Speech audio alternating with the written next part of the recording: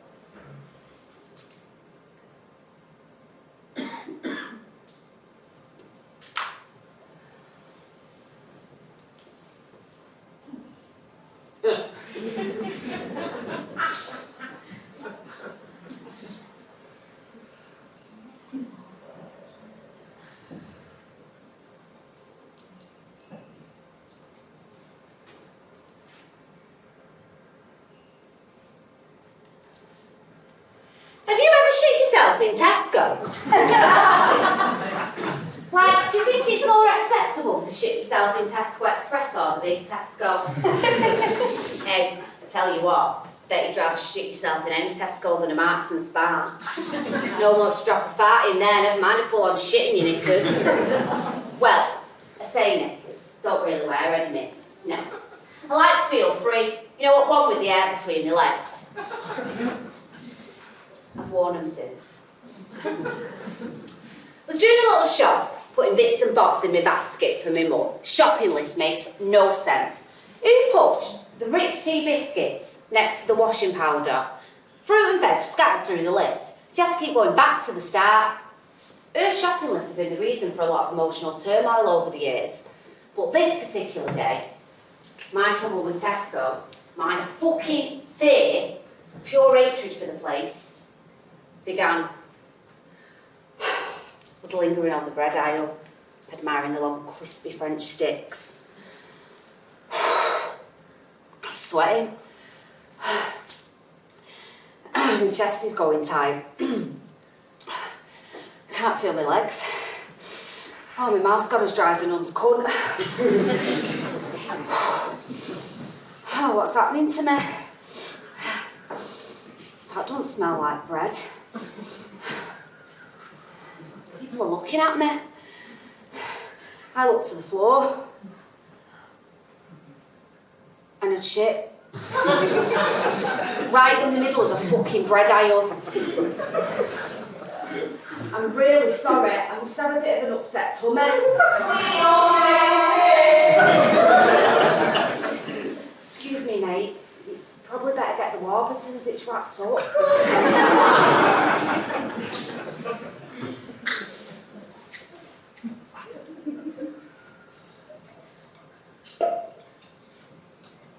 It wasn't an upset tummy.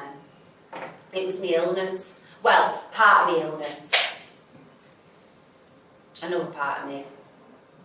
That being said though, right, I have suffered with my stomach and my bladder. I was pissing 40 times a day, right? They said they couldn't find anything wrong with me, made out like it was all in my head.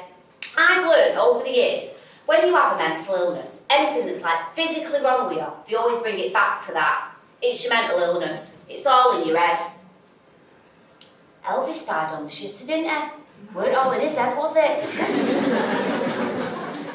My mind, it does run at speed. I mean, I can get consumed over the silliest things. Well, it's obsessed. It's an obsession, an addiction. It's called overcompulsive thinking disorder. Google told me. I mean, things like WhatsApp, that's no good for people like me. Nah, makes me paranoid. I can't bear it when people don't message me back, because I start thinking, I've upset them, I've offended them, they want nothing more to do with me. You know that last timestamp? That can have you thinking someone's dead. I put a search party out for my mate in LA. It said she'd not been online for a month. She just turned it off. Turn it off, it's not good for you. Now, you know what? It's not WhatsApp. It's not me. that? I bet it makes normal people go insane. Have I brushed my teeth today? It's a massive achievement for me, that some days. If all I can do is brush my teeth, then I've not failed. I fail a lot. I struggle. I don't finish things, I don't start things. Truth is, I'm scared. I'm scared of everything. I'm scared of my own thoughts. But the thing that scares me the most is losing, well, barring losing my own mind, is losing... Oh, fuck. Did you see what I did with my pipe? I need my pipe. Excuse me, look, can you just, I think I might have my pipe on there, just stand up. Is it there? Oh, look, it's in my pocket. Fucking hell, sorry. Sorry. It's not a pipe, it's a vape.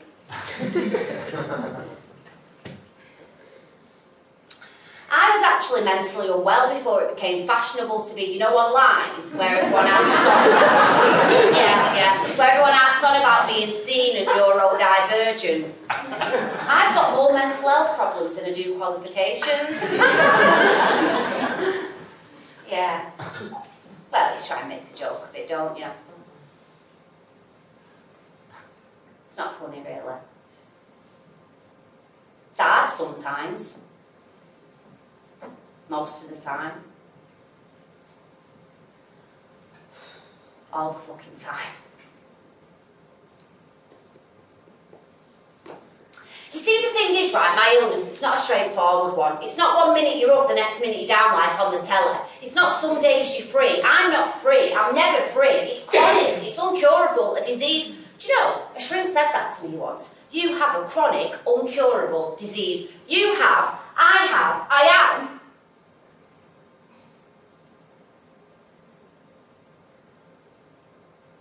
I'm bipolar, and I'm trying to become better.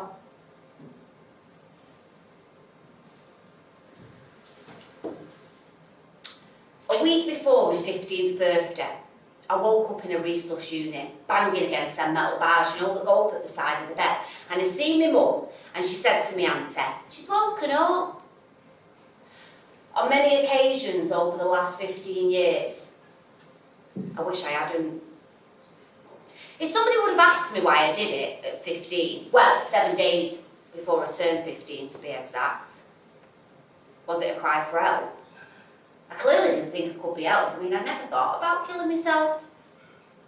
I don't think I did. I mean, I never Googled how to kill yourself.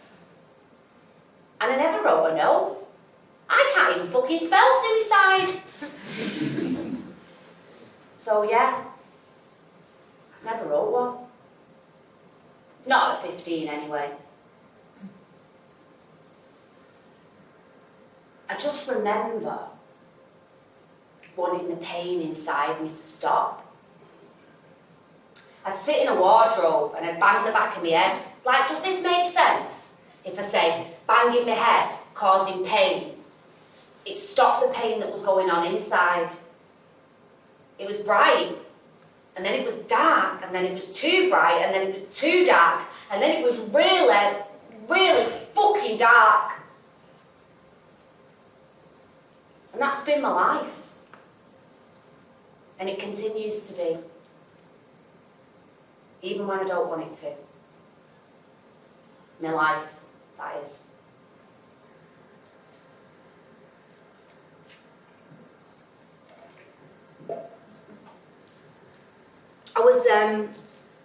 I was very angry and agitated, but it didn't make any sense to me because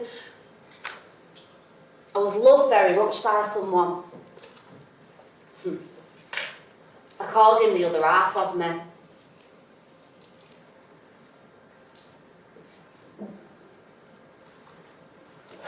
Wow. I'd stay in bed for days and I'd have all this energy, but the slightest thing, it'd irritate me. Not his phone, He was coming home from London, but the train, it had been delayed, but the anger, it was fucking burning. I was so fucking angry, I just trashed the whole room. I wrote horrible things all over his jumper. I knew Training Day was his favourite film, so I stamped on it, but it wouldn't break. So I put some heels on and I stamped on it till it shattered. And then it was like this reality hit me, and I was like, what have I done? And I did try to repair the mess, but the more I tried to repair it, the worse it got. It's hid under a quilt. He came back with a bag of gifts from his trip. I cried. It wasn't the fact that I'd trashed the place in rage, it was the spitefulness of it. I was specific. He just wanted me to explain the words that I wrote on his jumper, but I refused. I cried. But then you see the anger, it came back and I punched him in the face and he didn't move, he didn't leave. So I punched him again and again. He sat there with his hands behind his back. He sat there with his hands behind his back and let me punch him repeatedly in the face. He still didn't leave. I was breaking him. For what? For loving me. I was breaking him because, you see, it was me that was broken. It was me that I wanted to punch.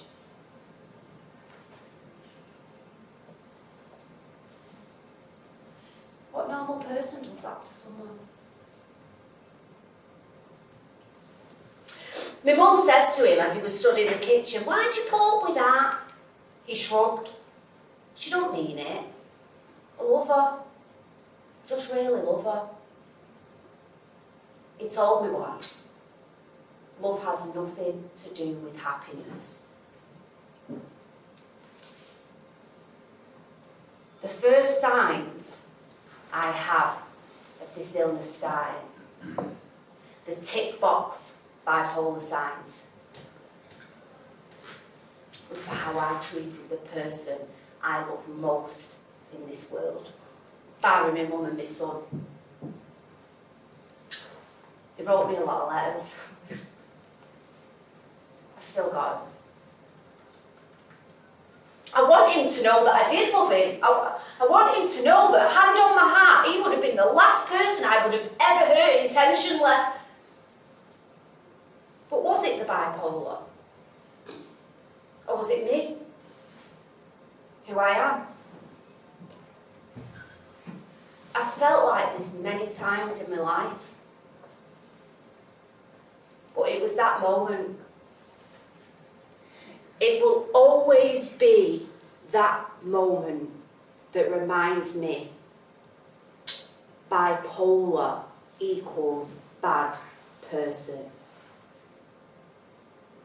Bipolar equals shame. I never wrote back.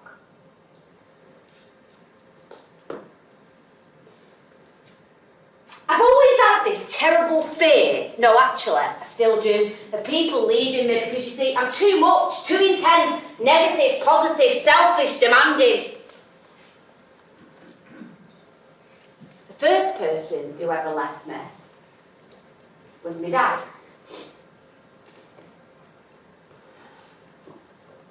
I learned as I got older what was worse. It wasn't that he left me, it was the coming and going. Once he finally left, I was okay with that. But the damage was done. It got worse.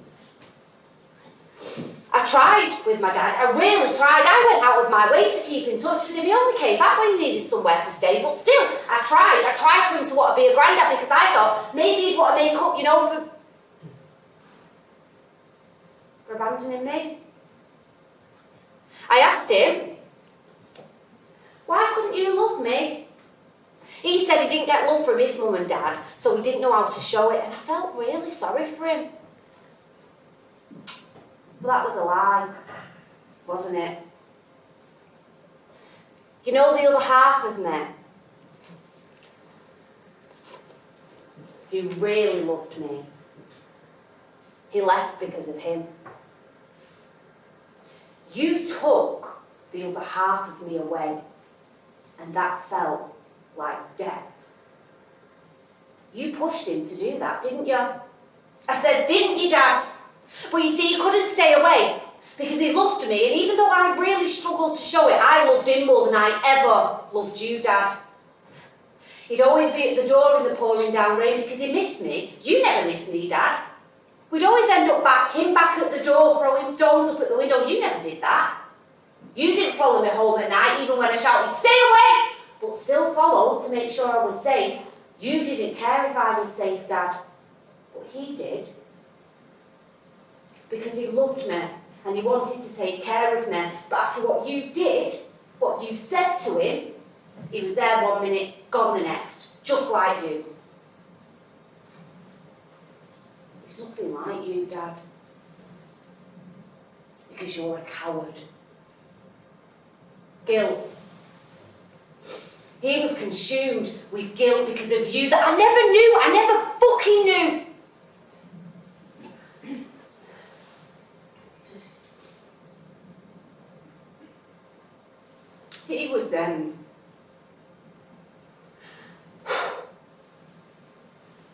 He was my better place.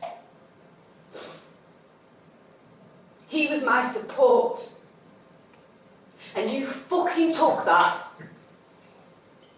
You're just a dreamer. You said that. I remember where I was sat. I was excited about an audition, but you said I was just a dreamer. And it must have stored somewhere in my subconscious. 17 years on, it's never left me. It eats at me. And I don't want you to be right. Because you see, dreams are so important. I teach my son he can be anything he wants to be.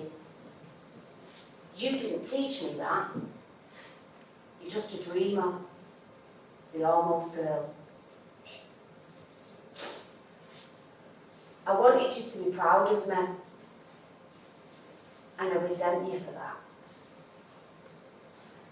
But I resent myself more for still resenting you. I always wondered, years after the overdose, why the other half of me screamed at me, your dad's a cunt! He wasn't the type, not to use those words. So I asked you and you replied on a text message. It was a casual reply, it gave me clarity, it filled me with hatred for you. Dunno, it was 17 years ago. Told him he was too old for you. She almost killed herself because of you, you need to leave her. He left me. He fucking left me, and I thought it was because he didn't care, just like you. You know it comes from his side of the family, don't you? Yeah, the addictions, the bipolar. His mother was an addict.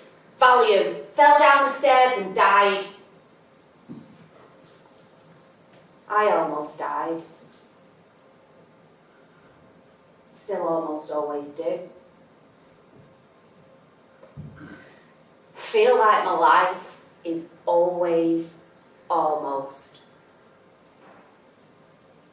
Almost gets the job, almost stable, almost a good mum. The almost girl, the dreamer. Fuck you, Dad.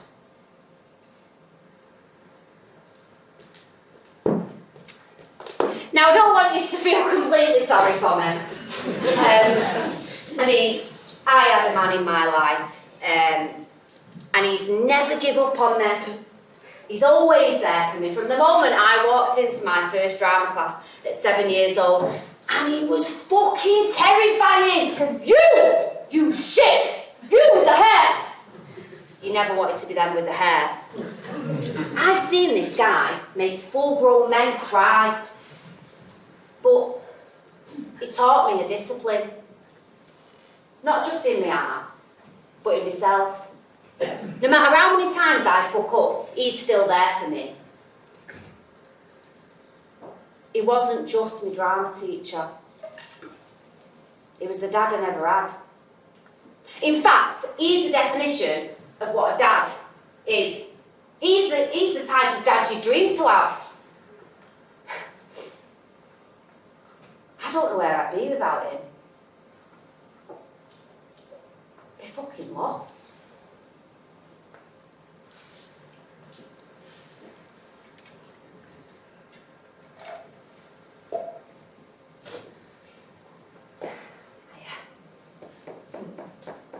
Oh, yeah, my name's Lily, and I'm an addict. Cock, obviously more than coke. So, my bipolar gave me hypersexuality. I had to go to sex and love addiction meetings. Have you heard of manic spending? Well, I had manic banging. I banged, fucked, shagged, hard, fast, furiously. I was good on top. I had no control over my mind, but I felt in control on top. They thought I was trying to fill the void of the unloved child, but no, it's actually part of my condition. I was doing really well at the classes, meetings, and then they just stopped me from going. I only fucked a couple of the blokes. So, I heard about this thing called Reiki. Bearing in mind, I've never met this woman before, Ethel. I'm lay on this Reiki bed, yeah? She puts her hands on my head. They were that hot, they felt like a water bottle. This wave of emotion comes through me. I start on full-on fucking sobbing on this Reiki bed, and she goes, "Let it out, let it all out." I'm thinking, I don't want to. My stomach's doing backflips here. Close my eyes. Half out of embarrassment, half not wanting to see if I'd shat myself. And then, I can see this little monk walking towards me. Oh, I'm fucking tripping. He's coming closer to me. No, I'm definitely fucking tripping.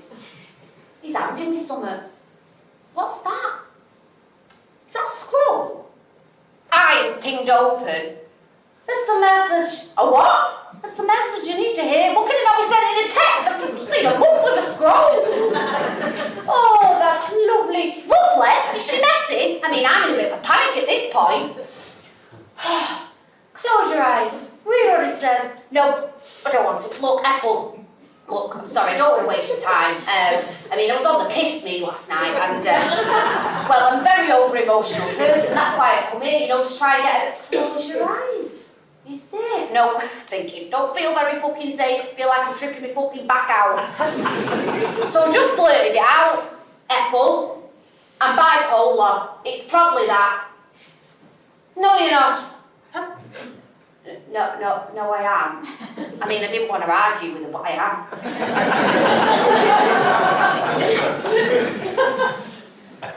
You're not bipolar, you have it. It's a label, it's a load of shite. You're Lily. That's who you are. You're Lily. No one had ever said that to me before. Not since I've been labelled bipolar. And it gave me this hope that maybe I could find myself and understand bipolar Brenda. And that is what brought me here, to Ibiza. No, it weren't a party on Bora Bora. I came to do a Kundalini yoga retreat. I know what you're thinking. What the fuck is Kundalini yoga? Well, I was deep into my meditation and my Reiki, and my mate, Lala, she said, "You like this yoga, you do it with your eyes closed, very meditative." I takes myself to this building on Oldham Street. It looked fucking derelict. Went on my own, felt a bit of a twat. Well, didn't really know what to expect. I know, probably should have Googled it first. So, I walks in, and there's this little woman dressed all in white, with a turban on her head. I'm in a pink fluorescent tracksuit with my new ombre half wig. Pop my mat down, nip to the loo. I comes back, and there's some hippie type guy sat on my mat.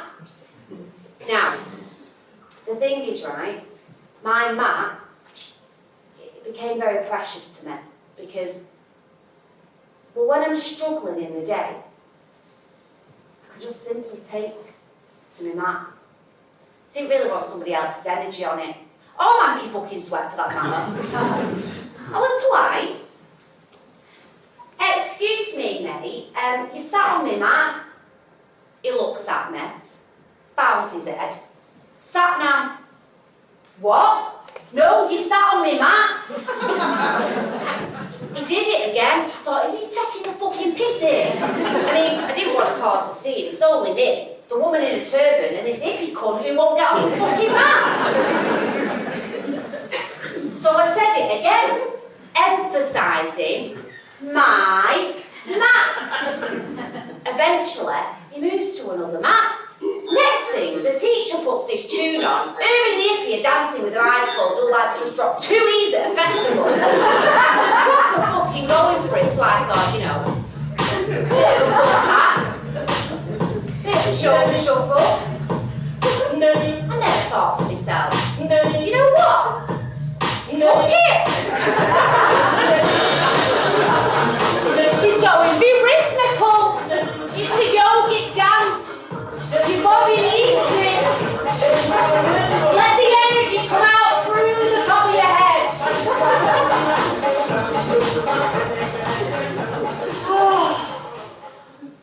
I came out and I just felt happy. Not manic, not hyper, just naturally, humanly happy.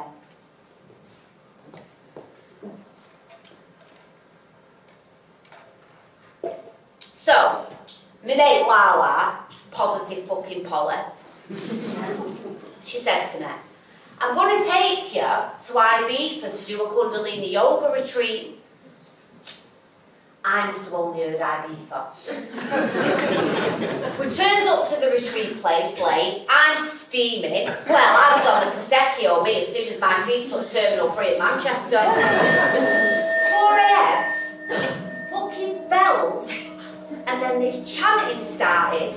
We walked into this thing called a yurt. There's all these foreign hippies with cloths on their heads, chanting this babble. It went on for 4 fucking hours, I shit you not. I came out, I was like, what the fuck have I got myself involved in here? No, in fact, what's Lala got us involved in? I was in well over my head. No one understood my accent. All the group was older than me, and I was fucking starving. It was all that raw fucking vegan food shit. I had to dip out, get myself a bag of crisps and a can of Fanta Lemon. I mean, I did go to all the morning classes. You know, obviously I was late. And I went to all the 3-hour yoga classes in the afternoon. Well, I sneaked out for a few cigs here and there. But the evening meditations, I really enjoyed them because, well, I learned how to meditate sitting up and not lying down, falling asleep. The mantra was Sa Ta Nam Ma. It means truth is my name, truth is my identity. It's a bit like saying namaste. Yeah, so that hippie guy weren't being a cunt after all. It turned out to be one of the best experiences of my life. Well, that was until the Kundalini energy, it came up through my spine, out the top of my head, and all these hippies are trying to throw me in the deep end of the swimming pool. I'm like, I can't fucking swim, you like bastards!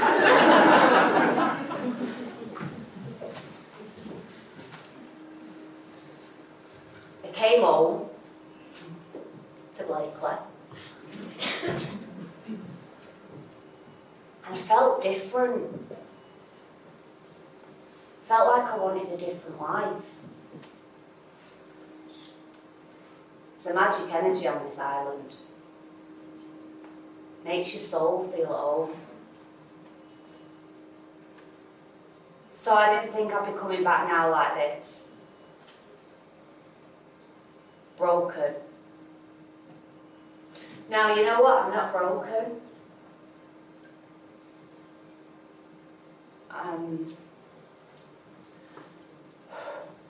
Feel very lost. Yeah. Lost.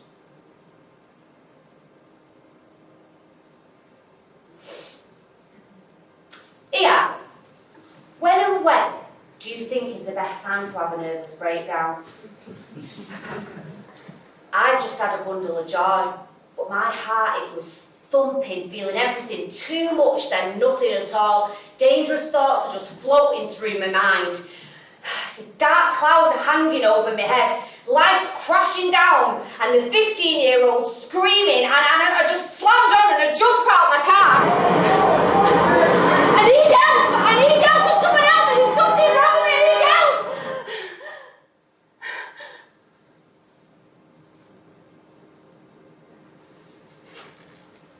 That was the first time I ever asked for help. Been fighting for it ever since.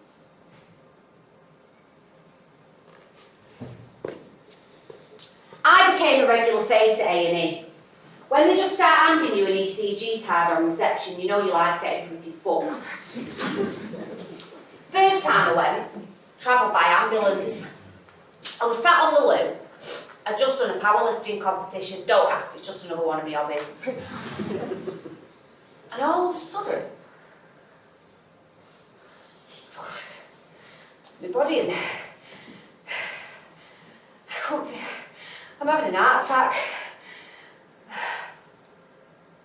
That was the first time I ever called an ambulance saying I was dying. It wasn't the last. I'm lying there with all these ECG stickers on there. The nurse comes over. It says here that you've just done a powerlifting competition. Are you taking any performance enhancements? I looked at her like, has she actually just fucking said that? Listen, looked at her name badge. Claire, I took a pre-workout once. It brought me out in a heat rash and gave me palpitations. I'm not sticking steds into myself. I'm scared to drink a fucking Red Bull. It's just anxiety, it's nothing to worry about. Just nothing to worry about. Patronising cunt. Looking at me like she's going to do me for wasting NHS resources. Not that we've got much money left these days. So, I said to her, look, Claire, this fucking trainee nurse, I mean, don't get me wrong, she did turn out to be one of the good ones. We really got on with many visits after. Claire, I wasn't worried about anything, yeah? I was pretty chilled. I know what an anxiety attack is. I've had panic attacks all my life. Like, I lost full control over my own body tonight. It's all the same symptoms, and my mum was on the toilet when she went and left me there with a discharge letter that read, bipolar, possibly took performance enhancements, outcome, just anxiety.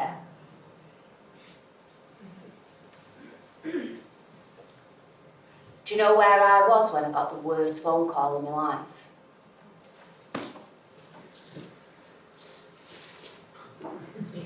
Yeah, on the shitter. Yeah, Mum is having a heart attack. The next 24 hours will be crucial. We are working on her. But we do advise you to prepare for the worst. And, my body went into some sort of shock. And, I don't think it's ever come out of it. Lil, can you get me some more loo roll? I can't even blow my bloody nose on this, it's that thin. Best way to describe my mum. Italian version of that Miriam Margolyes. Just not as well spoken, never wears a bra, but always complains that her back's bad. Oh, it's been awful today since you left, Lily. I've had a right day of it. Why? What's wrong? I worry about my mum. A lot. Oh, back and forth, up and down to the toilet trying to poo. Oh God, are you constipated? No! Half in, half bloody out.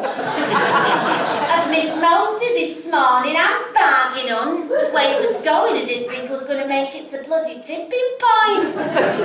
I've been squeezing and squeezing. Nothing. I thought, Christ, it must be a big one stuck in there. Mum, I'm trying to make myself an avocado sandwich here. Oh, I'm sorry, Dolly, I'll get out of your way. She don't get out of my way. She never gets out of my way. So I thought, what we're going to do? I had 5 sachets. It said only take one. Those off the doctor. Oh, and then finally, not straight away, I think it was about the time Dickinson's Real Deal came on. Oh, it came out. It was lovely. It was like eating me ice cream last night. Did you get me any penguin biscuits from Tesco? No, I didn't. You shouldn't be eating ice cream. You're diabetic. What are you trying to do? Fucking top yourself over a penguin biscuit? Get out of my way.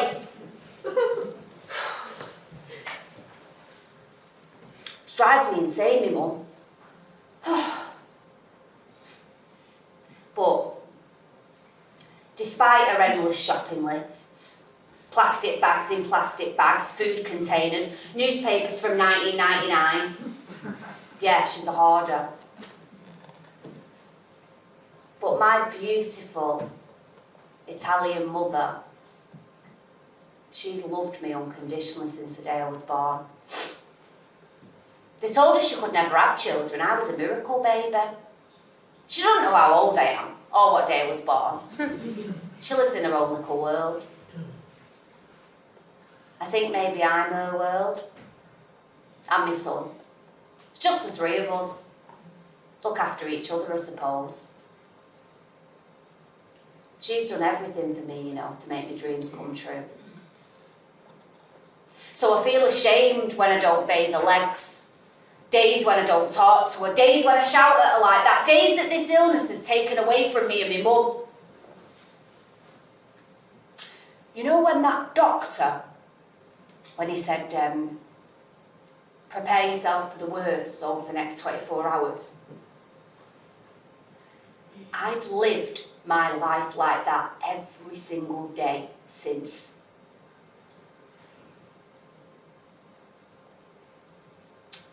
You see, the thing is, I don't think I've got the strength in me to survive when that day comes. When she's not asking me for loo roll and she's not asking me for chocolate biscuits and I'm not tripping over her incontinent pads. I don't ever want her to get out of my way. I don't know what a life is like without my best friend. I don't know if I could live a life without my mum. Do you know what? I need to stop thinking like this, mate. What was I talking about? Oh, the bipolar. So, when I was first diagnosed with bipolar, I was relieved. Well, I mean, at least I knew there was something not right with me, you know, medically. That was until they gave me a medication list, like they handed me a cocktail menu. Now, I stayed off medication after my first experience with bipolar meds because, you see, some of them brought me out in rashes, they gave me weight gain, they gave me weight loss, some of them made me wake up looking like Jackie fucking Stallone. Others made me want to just fucking top myself. I had other ways of managing my mental illness. My Kundalini yoga, my weightlifting, all the things I would do not to take medication, they weren't fucking working anymore. I'd made a promise to my son to take him to LA. I'd been, and I wanted to experience it with him. So I did something that I never thought I would. I asked for tablets. And I felt like a failure taking them. But you see, the anxiety, it was paralysing, it was sending me moods out of control. One of the tablets that they gave me was Valium. Now, I didn't know it was Valium, but I took one.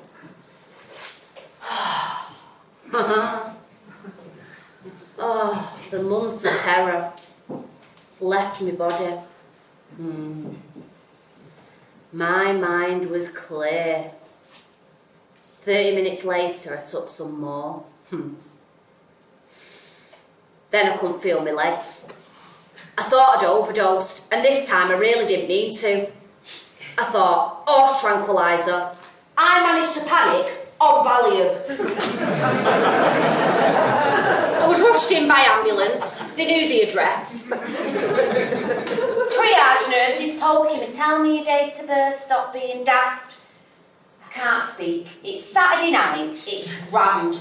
Have you ever been to North Manchester A&E on a Saturday night?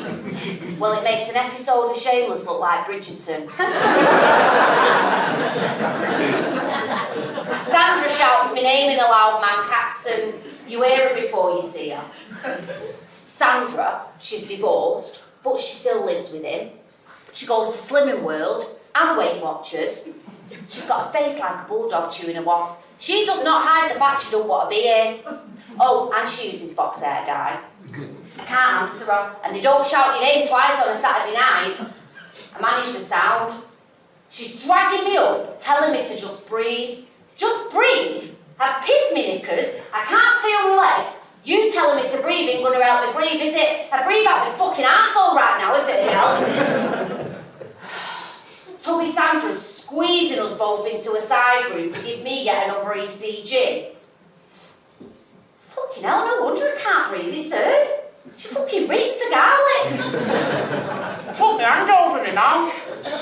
Then she goes, are you gonna be sick? Because I'm off shift in half an hour, alright? And I'm not cleaning no more sick up. Fine, Sandra. Convincing myself that I am. She then takes me bloods, drenching me all over my new Alexander McQueen trainers. No, they're not from Berry New Road. Finally, she comes back. Stacey, you're bipolar? Did you know you were bipolar? Probably that. Mental health, be down to see you in a bit. More like 10 hours. And no, I didn't know I was mentally unwell, Sandra. Thank you for letting me know. She then plogs me back out into the waiting room for Mel. I mean, it's full on fucking kicking off now. You've got the Polish guy running around with a bat, Sally in the wheelchair. Outside now, you fucking daft cunt, I'll have you! There's a girl lying row across the seats here. She's being sick. Poor mate sat there, poured out her head, drinking a bottle of vodka. I rushed to the desk. Oh, it's not the nice woman I normally speak to. This one's trying to put a false eyelash back on.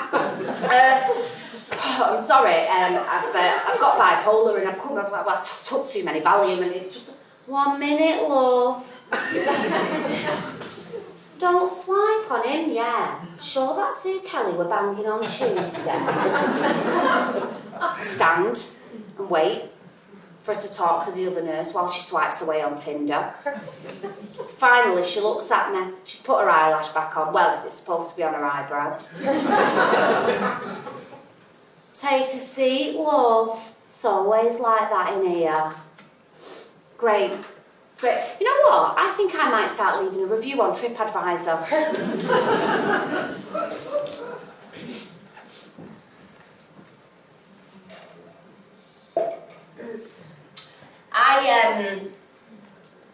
I became reliant on my little pink tablets. But you see, the doctor, they weren't very good at minding the prescription. I've been trying to get in for days about the anxiety. Because you see, it wasn't just happening when I went into Tesco's with my mum's mental shopping list. It was happening every day. I was riddled. How was I going to take a child to LA when I couldn't even take him to school? Every single morning, I am waking up, 50 elephants are stamping on my chest, electricity is just shooting through my body. I can't move, I'm gasping for breath. I'm being strangled by it, being murdered by anxiety. I can't. Mummy, are you okay? He knows. It's okay. Nan will take you to school. But it's cold and she only puts a cardigan on and she won't put her boots on and then she'll slip and it'll be my fault, but I can't move. I can't even open my eyes.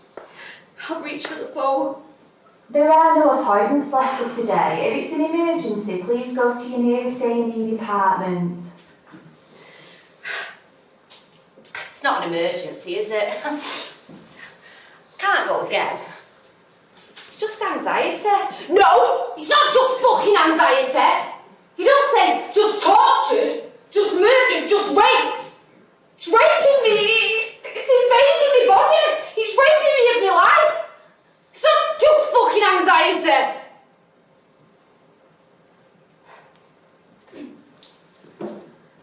Yeah, I've tried that.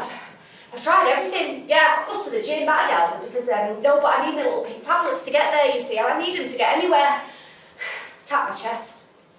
EFT, emotional freedom technique. It doesn't help.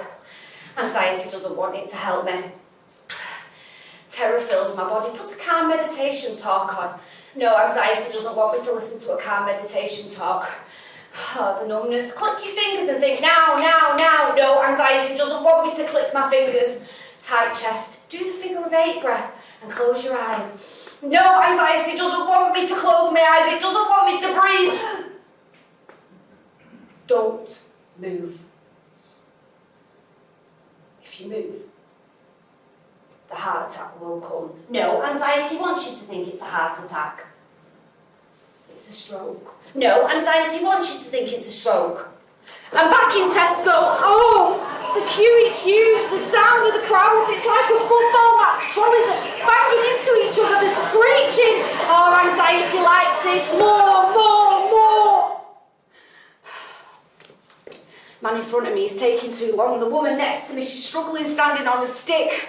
The pharmacist says next, I'm next, but the woman next to me, she's old. Anxiety wants me to be rude and not let her go. I stand, stuck to the spot. I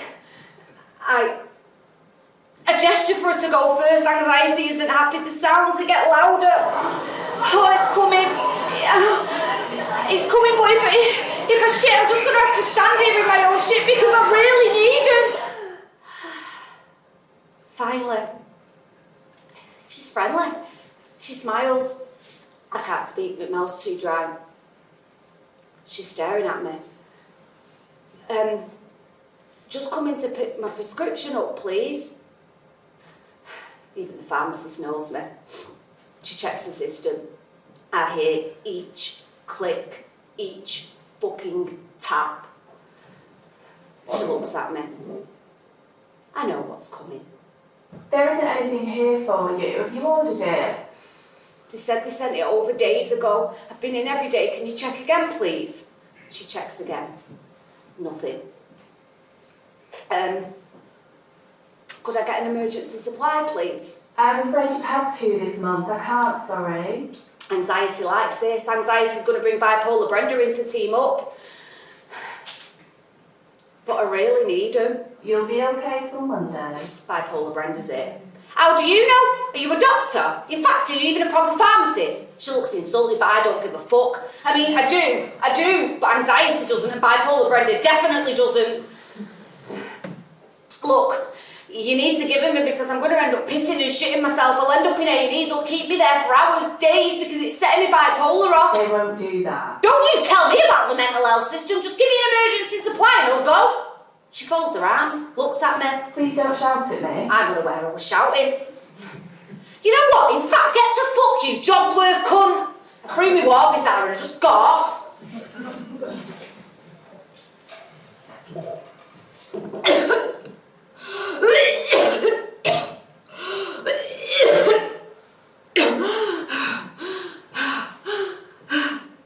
This isn't just anxiety.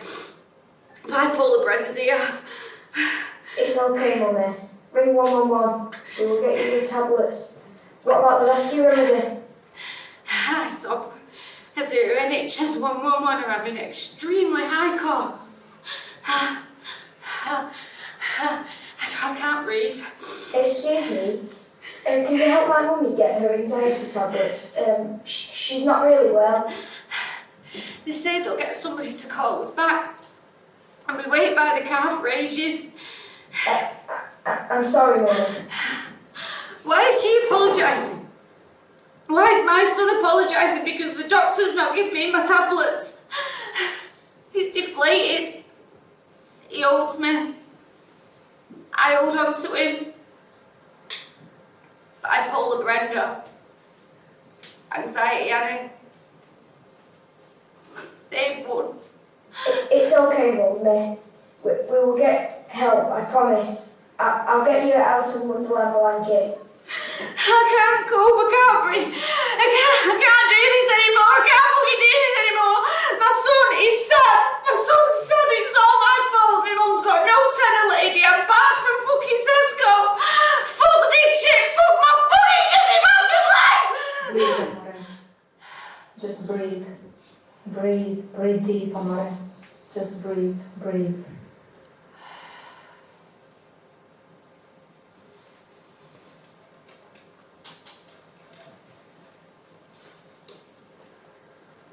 I was starting to do better. I was managing my bipolar. I was doing better professionally. I was on time for school. I was eating, sleeping at the same time. I was even brushing my teeth at the same time. 2020, it was going to be a belting year. Then bang, the world went fucking mental. China has identified the cause of a mysterious new virus. Coronavirus. Coronavirus. China is urging its citizens not to travel abroad as it struggles to contain the virus. China, no wonder they're always ill. These fucking dogs. I said to my mate Rick, do you think this virus is real? I don't really talk about it, mate. Like I said, things were getting better for me. I have today declared that the coronavirus presents a public health emergency in the United States. Fucking Americans, you're drag queens. They were the ones who made a fuss about that. What was it? Turkey flu? No, Ebola. Lovely this pasta mug. Oh, my auntie, she sends it to us from Naples. The Italian government tonight put the entire country on lockdown. We will be suspending all travel from Europe. From Italy this evening just gets worse. The death toll now worse than China. From Italy this evening just gets worse. The death toll now worse than China. From Italy this evening just gets worse. The death toll now worse than China. From Italy this evening just gets worse. The death toll now worse than China. Mum, pull that fucking panettone out! Where's the hand sanitizer? Have you eaten it? Have you got a Sterling roll? Items like toilet roll, hand sanitizer and pasta are now increasingly hard to come by. We want you. You think you have time? We told you this.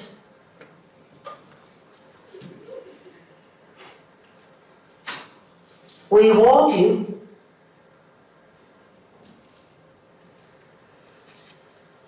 Fucking hell. Hello? No, Lauren. What? No, don't come in, we've not got time. What are you going on about? Just having the air drawn. I was driving to work, and I had this thought. Well, I thought it was a thought, but it must have been a voice, because now I keep hearing it and they're saying that this is my fault. What? No. Have you seen the news, mate? Fucking dropping like flies in Italy. What do I think I brought it over? My panettone and my pasta? No, of course this, Lauren. What the fuck are you going on about? You think you have time? Did you hear that? Hey, what? No, fuck off, I'll call you back. And I must level with you, level with the British public. More families, many more families, are going to lose loved ones before their time. It says on Google, the over 65s, they're more at risk. Mum, how old are you? I think I'm 72. Alexia, how old am I?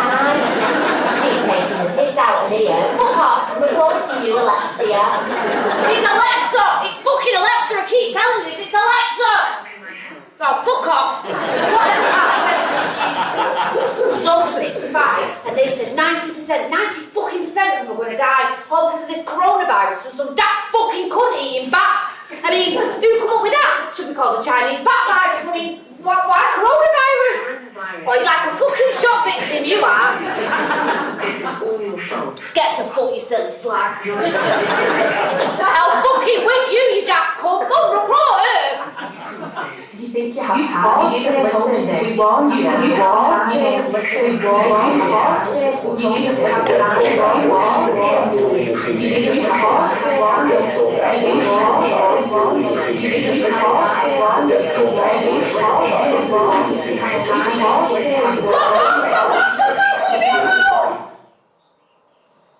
There now follows a ministerial broadcast from the Prime Minister. From this evening, I must give the British people a very simple instruction. You must stay at home. From this evening, I must give the British people a very simple instruction. You must stay at home. Oh, we was having so much fun reading this song, right? I was Tinkerbell, and then I was her from Star Wars. Wow, I could be a car, I could be in a Marvel movie. I can take on any part, I can take on this fucking bat virus. I said to my son, Phil, that he was having fun, I don't play with him like this. I said to him, let's go for a jog, should we go for a run? I text my mates and said, let's go out, let's go to a club. They're telling me it's a fucking lockdown, yeah, fuck the lockdown, fuck the fucking bat virus. I told you 2020 was going to be a good year, didn't I? What's this song from now? Play again, play that bit again. What's it from? He's a fucking punchy up here! Oh! I like punches, me. Do you like punches? Do you like punches? I'm a puncher! Come on, dance with me! Dance with me, what's up with you boring bastards? Get excited! Mummy, please!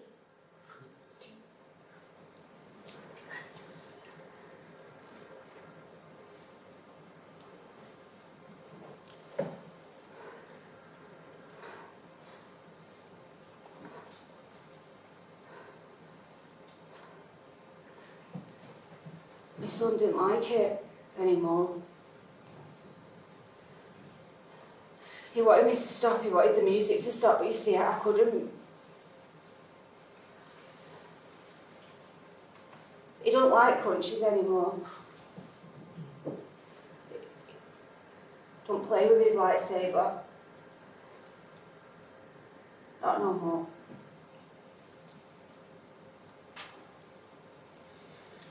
Don't call me Tinkerbell.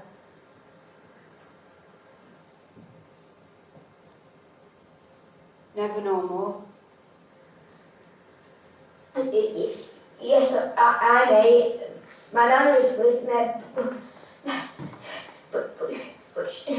but my mummy's not well. She's trying to fly out the window. I rang the crisis line 2 hours ago, but please send help. Please send an ambulance. I don't want my mummy to die.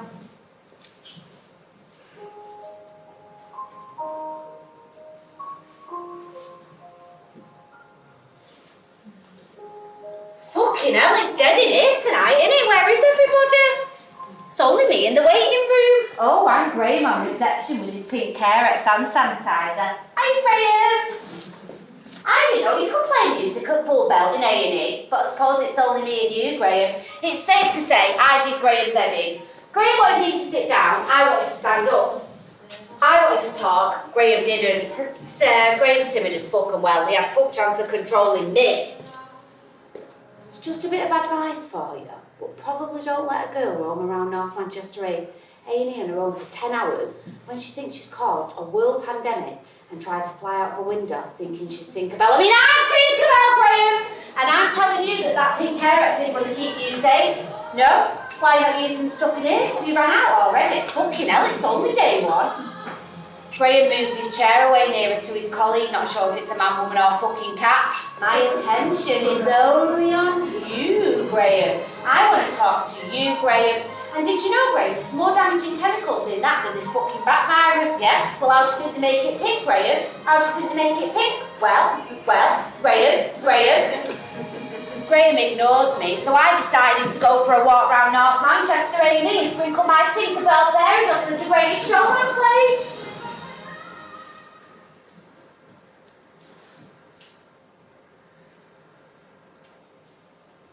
I lost the fucking part. And here's the thing, you see, about mania. It's terrifying for everybody around you. And you also don't know what's real and what isn't. I still don't know if Graham and The Greatest Showman existed. I've been back loads and I've never seen him. I mean, the only thing I'm absolutely certain of, I didn't cause COVID. You know, so every cloud and all that.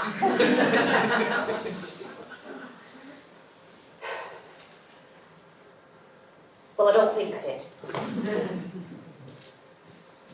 I still think about him though, you know, Graham. Because I think, well, what if he didn't listen to me about the pink Carex and he caught the virus? If you were real, Graham, and you didn't make it, I hope they played The Greatest Showman at your funeral, mate.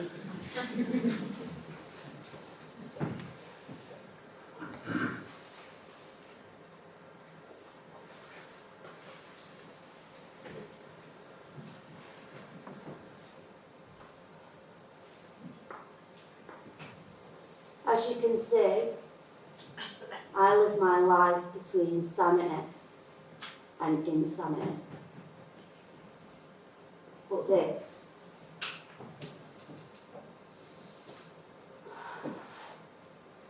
I was struggling. I couldn't process this grief thing. I was angry. No, I wasn't angry. I was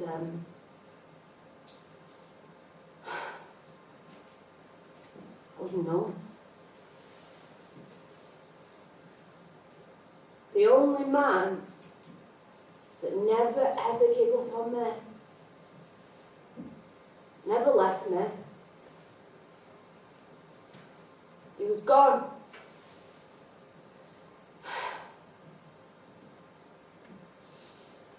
Been sinking me, you know. Been sinking for weeks.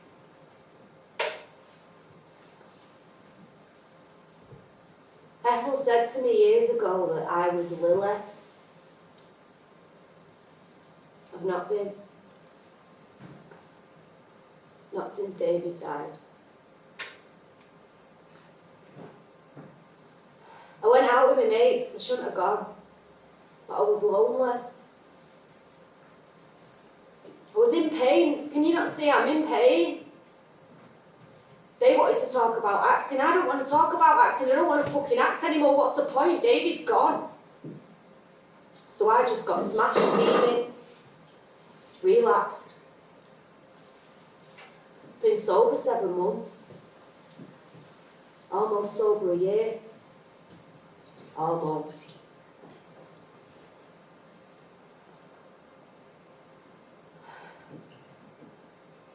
I slept for days after. I remember bits, not much, very little. Nobody answered my messages, so I apologised. But I wasn't sure if I was saying sorry for having a bipolar episode. Sorry for being sad, sorry for getting smashed. Sorry for this grief thing, sorry he's dead. So in the end, I just said sorry. Sorry for being me.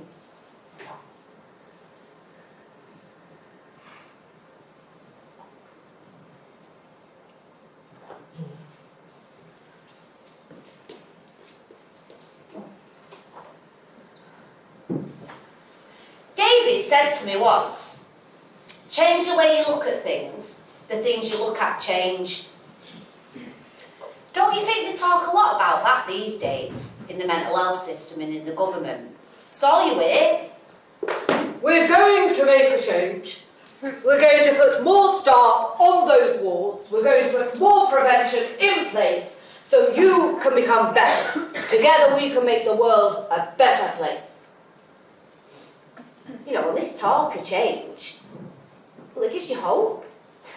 I mean, you have to wait for the talking to turn into action. But it will. So you wait. You wait.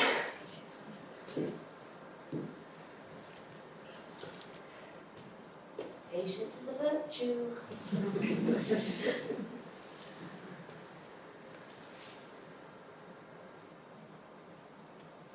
An 18-year-old girl has just slit her own throat on a secure mental health ward. No staff. It happens. Was this the big change you were talking about? Was this the change about the world becoming a better place? You know what I'm learning about change? Changing. Becoming a whole lot of fucking words.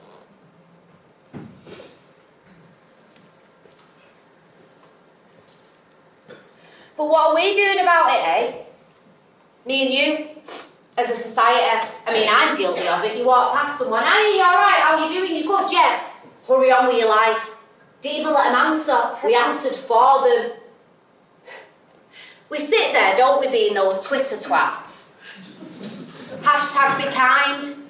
Hashtag be fucking kind. No one stood up for Caroline Flack. No one stood up to the media, but we all rushed to social media to give her that rest in peace tweet, didn't we? Don't forget the hashtag, it's trending. Might get yourself a few extra Twitter twat followers. We fight for social status, we fight for likes, but we won't fight for lives. That person next to you there, just ask them how they're feeling. How are you feeling? I'm fine. See what I mean? Do we do that though? Every day? Yeah? We don't because we're too busy, but we're not too busy to gossip and scroll into other people's lives, but we're way too busy to save them. We share World Mental Health Day on Facebook. Do you really think that is enough to change a broken system? A country on its bare fucking bone ass? I'm going to give you a hard fucking fact of the shit show you're sat in right now. I'm under North Manchester Community Mental Health. Been waiting for a care worker for 2.5 years and I started to get ill. I was making passwords on sticky notes. My son, he rang up every single day. 3 weeks later, they called me back. Asked me how I was feeling.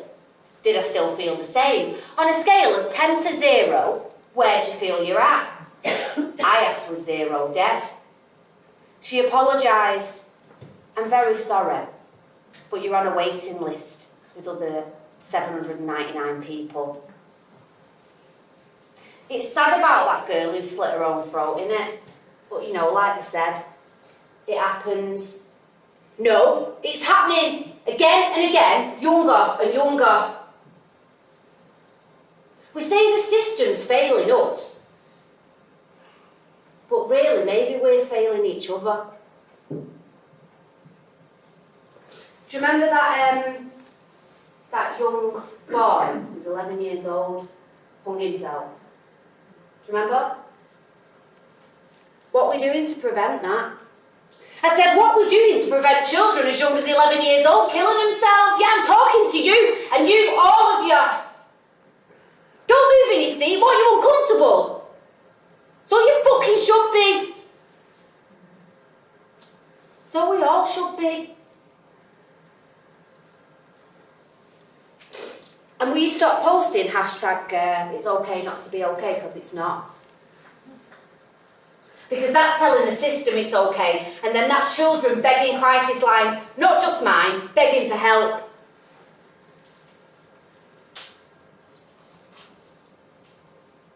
When did we get to this, eh? As a society, as human beings, where we think it's okay not to be okay. It's not. Because before you know it, it'll be your mum, dad, sister, brother, daughter, son, on that waiting list, left and lost, fragile and forgotten, at fucking zero, damaged and dead. And we'll sit here and we'll be like, oh, I wish I could have done more. Do more now. I said, fucking do more now. There was a young nurse. It was a few weeks after I took one of my overdoses. And she said to me, I came into this profession to help people. And I feel like I'm going home with death on my hands every day. No, the system is. But if you think about it, we're part of that system, whether we like it or not. So we need to be a part of changing it. Together we could stand up to that system, but no. We'd rather sit back on our phones, giving that hashtag rest in peace tweet. Get your extra likes for being kind.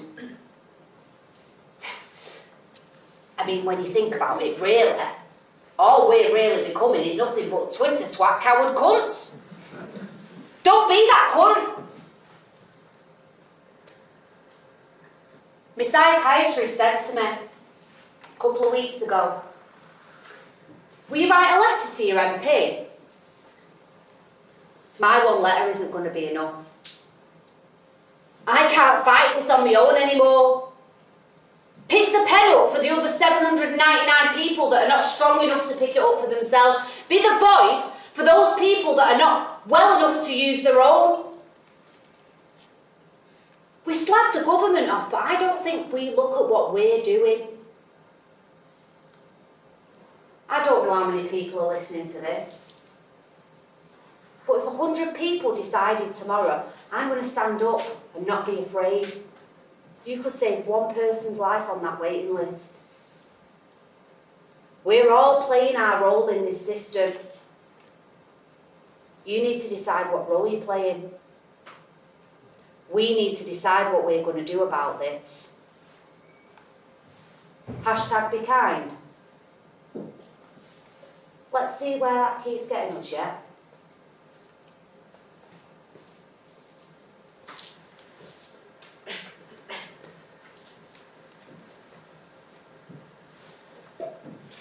Can I tell you about my son? He's amazing. But I don't feel an amazing mum. Doubt I ever will. The most shame and guilt I have from this illness is that he has had to witness things that no child should. He spends his life asking me how I'm feeling, standing over me when I hide myself away in a dark room for days, checking I'm still breathing. My son has found me unconscious several times. He's had to call ambulances. He thinks it's his responsibility to keep me alive. It's not. He didn't know where I was all night. I was in remission from a low and I shot into mania.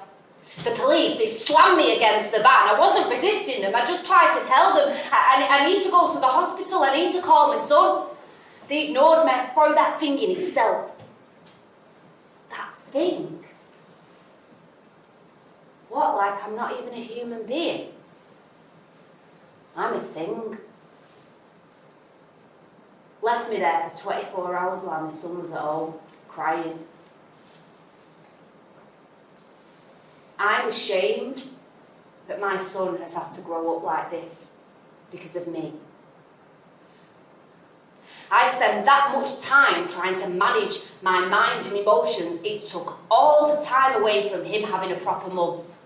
So it's 1 minute, son, turns into hours. I have a reminder on my phone to ask him how his day was at school. I'm always late for school. They didn't know I had anything wrong with me at first. They just thought I was a shit mum. I am. He started to struggle with his behaviour, and there was this particular teacher, right, Miss Jensen, fucking job's worth, Karen haircut, kit heels, one of them flower sandwich bags. She asked me, did I think his behaviour was from growing up with me? Maybe he thought I was normal. Then she said, wait for it, do you think he maybe has caught it off you what you have? Hell, you's lot better get a mask.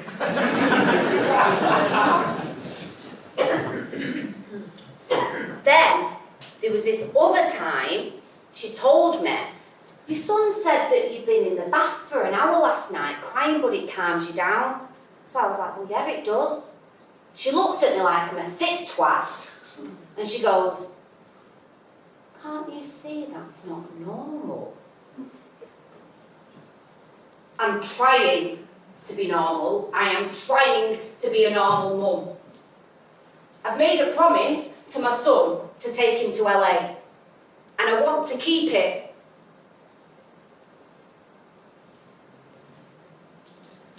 I was told my son couldn't go to a mainstream school because he'd struggle, because he's a young carer.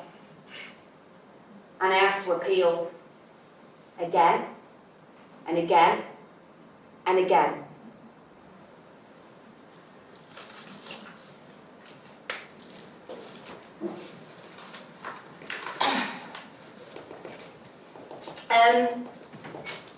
Sorry, before we start today, could I'd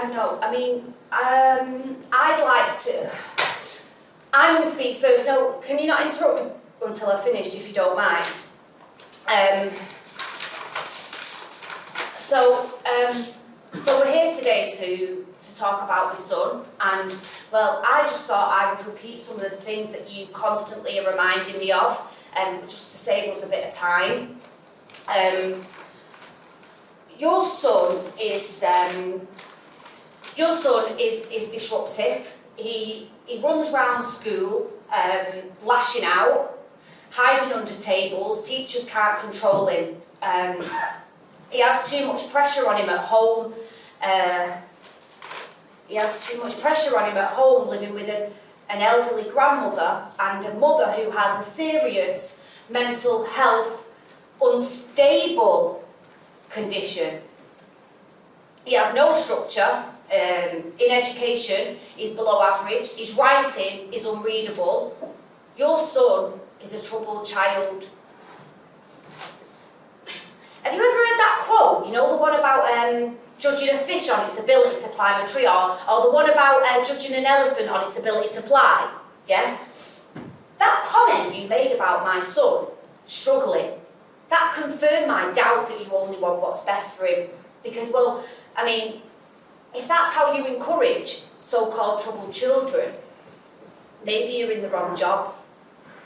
I do not justify some of his behaviour, and I come in when you constantly call me, even when I'm riddled with anxiety and I haven't slept for days. And despite my unstable mental health condition, I have done everything I can to work with you to find a solution, but it's really hard when all you're trying to do is focus on the problem. It's like when he was started with those panic attacks, and you said that you'd ring CAMHS, but you didn't, because that's you seen him as a disruptive child, not one struggling. I got him seen within a week. Granted, I did barricade the door of A&E, but then they discharged him because he said he wasn't a risk to himself or others. But still, I didn't get no support and no communication from you. It's my son that is wanting to engage in therapy. It's him asking, can we go to meditation every Wednesday? I mean, was any of you meditating from 4 years old? Because I know I wasn't. Did you ever turn round to your parent or your carer and say, you know what, I let my emotions get the better of me in a negative way today? He knows where he's going wrong. He needs support, not punishment. You know, it was a teacher, just like you, told me I'd never be a writer. My own dad told me my dreams had never come true, and I believed him. I'm not going to let my son believe anything like that about himself. I'm sorry that we don't have the structured lives that you all have.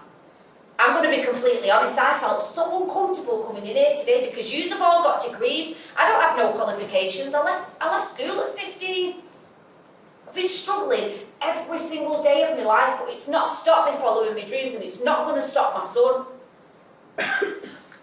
And you're right, it's chaotic living with me. He's seen me at rock bottom time and time again. But he's also seen me fight to try and get back up. You don't have to sit there and make me question if I'm a bad mother. I ask myself that daily. But you will never make me question nor persuade me that I have a bad son. Because that little boy has shown more compassion in the short time that he's been on this earth than most human beings in their entire lives. And you know what, right? You know what proper baffles me, about this under-averageness or below-averageness in education? He sits and he studies science and history documentaries. He doesn't even have a mobile phone. He only goes online to use the Duolingo app to learn his Spanish and Italian. Yeah, he's learning languages. You just didn't know that, did you? Every night, never misses.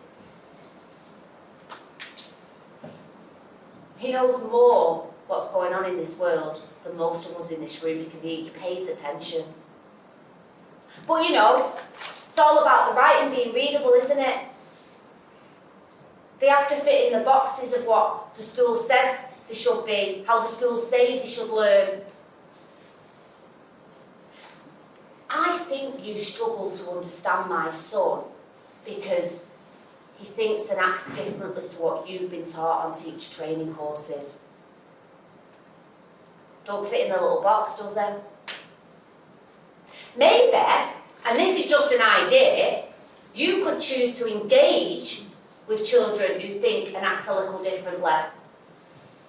Learn about their mental well-being, what's in their hearts and their souls.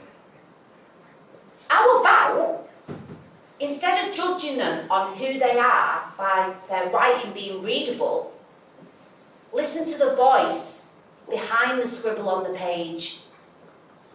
Maybe then you'd understand my son. You as teachers, you have such a special job, you could really make a change. My son makes me want to be the best version of myself, and you should want that for every child that walks through them gates, not just mine. Look, you can refuse me again today. But the thing is, when I think I can't take another knockback in my career, that little boy is there cheering me on. So no matter how much this illness takes me to my knees, I'm going to do my absolute best to be there for that boy, like my mum is for me. And he has seen a lot of brokenness in his life. But he still chooses to look at the world as beautiful. He didn't just save my life. He gave me one. And I can hand on my heart tell you we do the same for everybody in this room because he genuinely cared how people think and feel. Even you, Miss Jensen.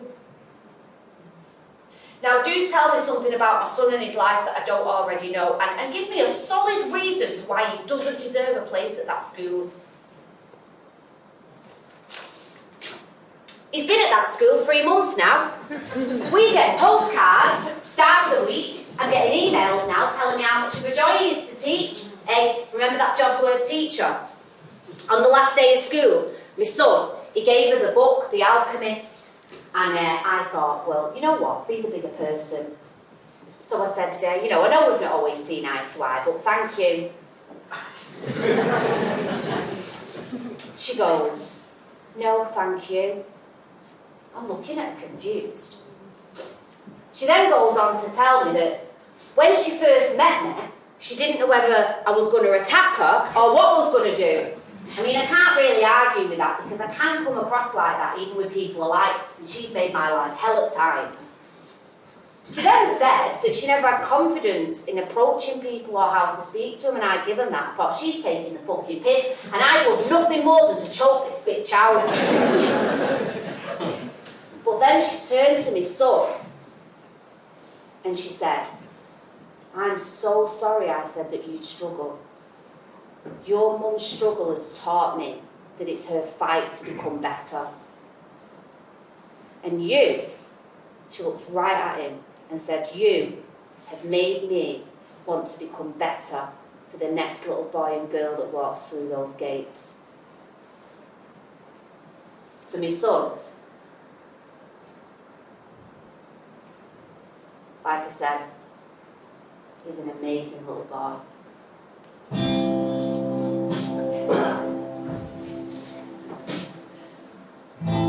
He's going to meditate with me for a couple of minutes. Put your hand on your heart. Feel what needs to be felt. Know you are loved, rest in peace. Dream your sweet dream till your soul is released. Know you are loved, rest in peace. Dream your sweet dreams till your soul is released.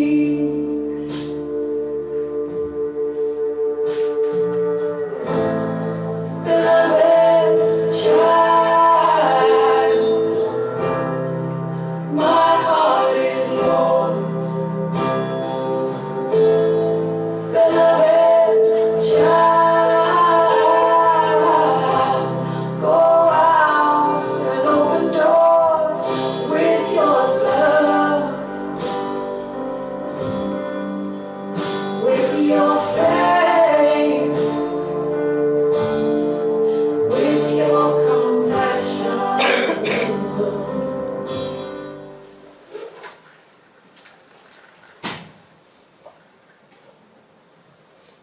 Hemingway said, "No, I'm not a lit scholar." But he did say you can't get away from yourself by moving from one place to another. I didn't come here to do that. I came here to face myself. I'm Brenda. And this time I came to grieve. I felt it was either come back here or back to that 15-year-old girl. I'm not sure I would have survived her this time.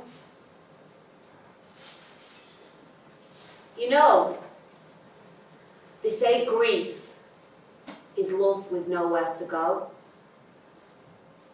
And as that song played, I heard David say, "It's time now, darling, it's time. Get on with it, you silly tart." Maybe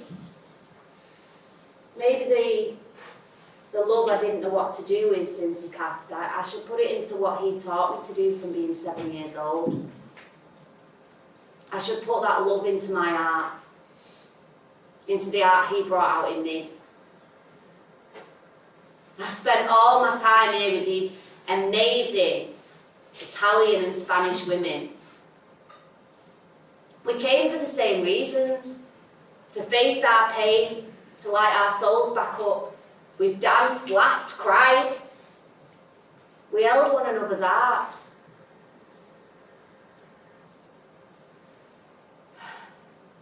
I came here so lost.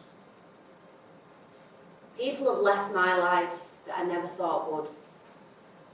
But I've gained a family in these women that I never knew I needed. They've held my hand and they let me grieve in a way that brought out creativity. But most importantly, they've brought me back to me, myself, my mum, and my son. Amore, please keep singing and promise us that you won't be afraid to do what you love anymore. Shine your light into the world. Your voice is beautiful. I promise. Sat now. Hey, I was thinking, you know, me with my bipolar.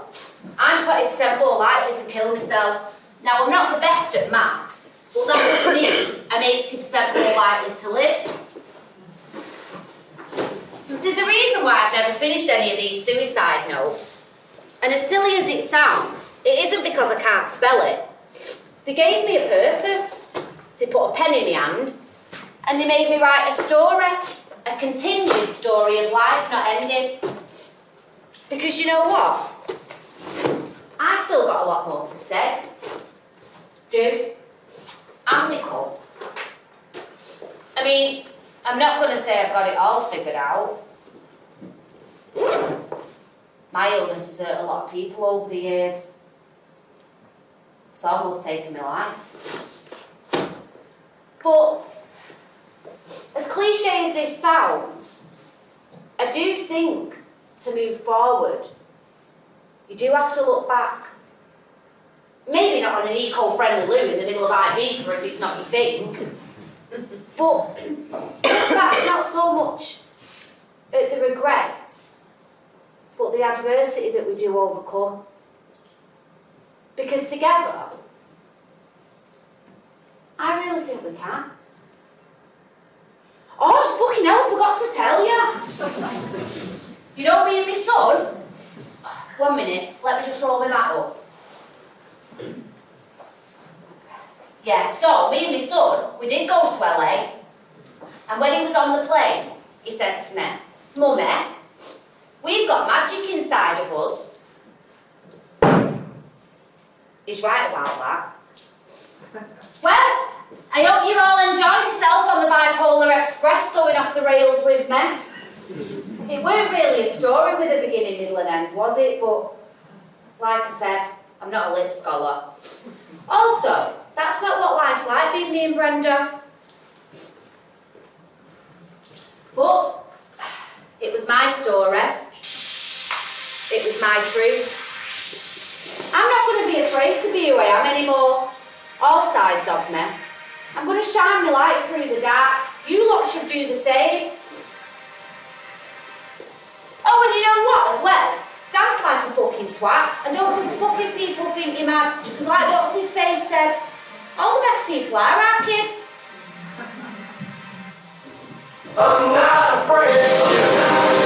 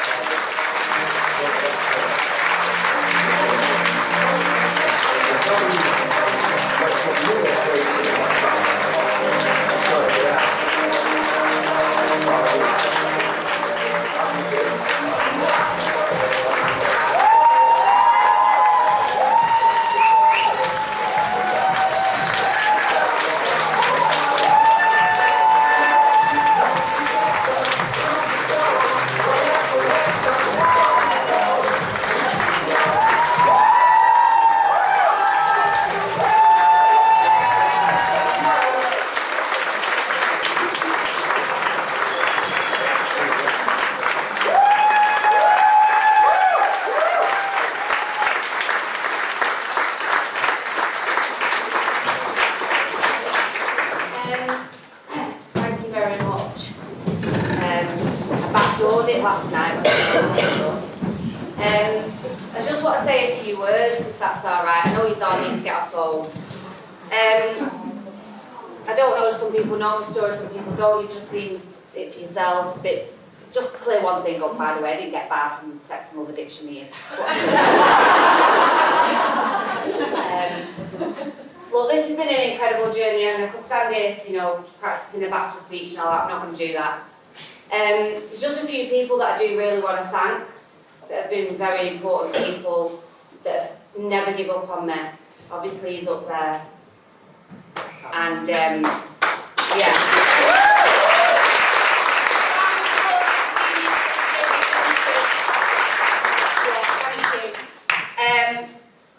You know, tonight couldn't have happened, it's a one woman, but it couldn't have happened with other people not supporting me. And you know, and I just feel I need to just say thank you. If I miss anyone, I'm really sorry, but you know, like Joe Swaber, Bill, all of yous, Rick, Dan that's in the audience, fellow fucking thespians, your support means a lot to me, and I love yous, and I'm sorry I can be a bit of a crank sometimes.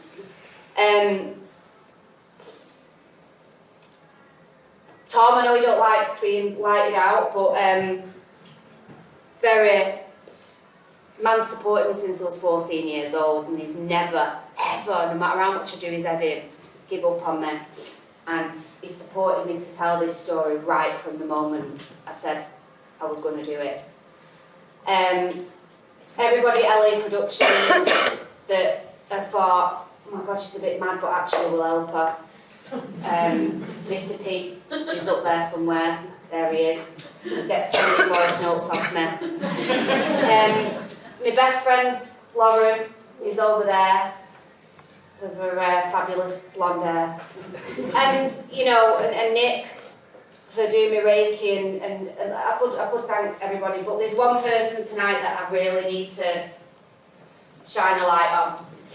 And she took over David Johnson's drama, and let me tell you, she took on a fucking mammoth task directing this. I don't want to work with me. And she opened that studio up when she didn't need to. For 4 months, she has constantly supported and worked this with me. I turned up to that rehearsal room, I'm not joking, with a suitcase of material. There's Noreen, I know, and you know I didn't know what the fuck I was doing, you know I didn't. And we finished with a pile, it was like that. Got to thank Cat Lee's not here, he's got COVID, the irony of it though. Yeah, and we ended up with a script like that, do you know what I mean? If I can give anybody any advice who's in this industry, I used to skip the process and not like the journey. Oh my God, this journey, it's been incredible. But Jackie, I want you to come down, I don't know where you are, I can't see you. Come on, Jackie.